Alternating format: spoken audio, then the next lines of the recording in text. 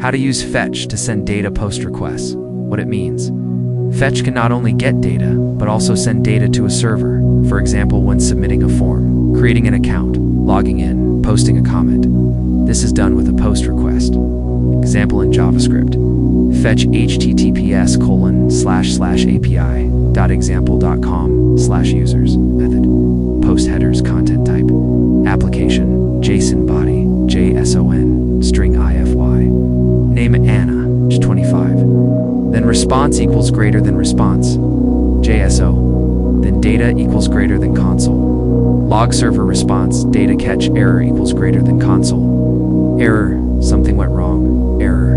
Step by step. We tell fetch where to send the request. We specify method post. We add headers to tell the server we're sending JSON. We put our data inside body as JSON text. We wait for the server to respond.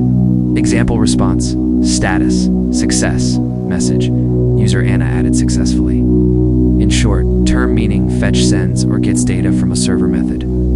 Post used when sending data headers describe the type of data sent body, the actual data you're sending.